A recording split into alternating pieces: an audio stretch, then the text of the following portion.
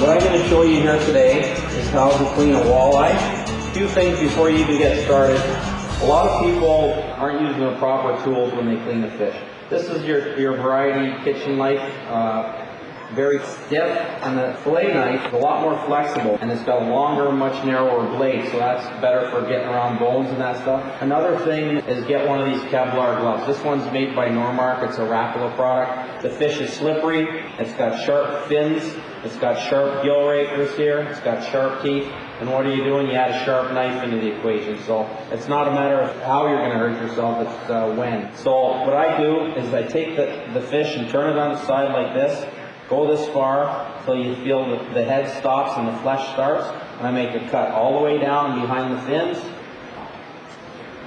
I turn it over and do the same on the other side, up to there, until you find the backbone, and follow right along that spine.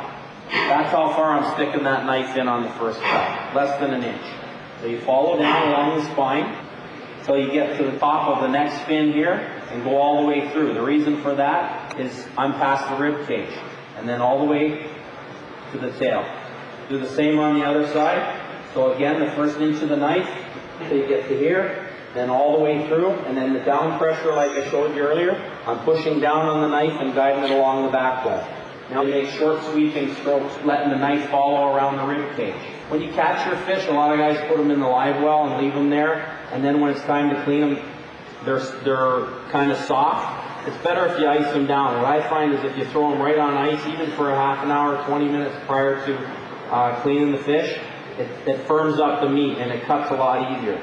Sweeps with the knife and it falls around the rib cage, and then cut it off the belly. There's the fillet like so. I'm going to do the same on the other side.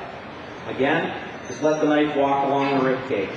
A lot of people want to cut the head off, take the guts out, do all kinds of things before they fillet the fish, and that's not necessary. What I've done here is remove the edible portions, with the exceptions of another little treat in a walleye called the cheek.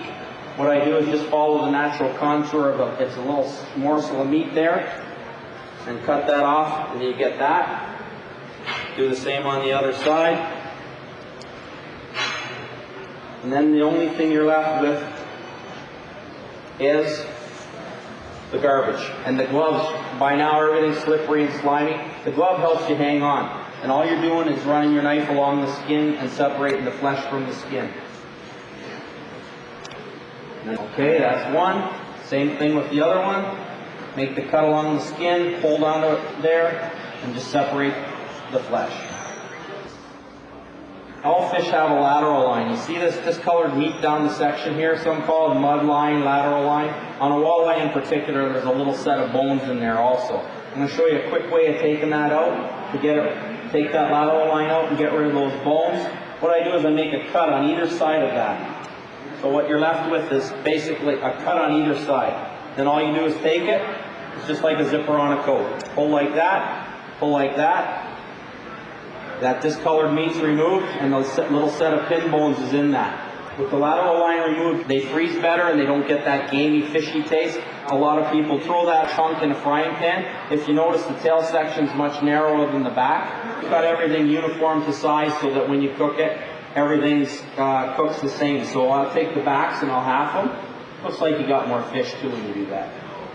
And I'll do the same on the other side. And I'll show you that lateral line trick again. It's a cut on either side of the lateral line, like I showed you before, and just pull, it separates right away. It's exactly like undoing a zipper on a coat. Wash them in a little salt water, and that removes any little bits of blood or sliminess that's still on them, and then we're ready to go. And that is that.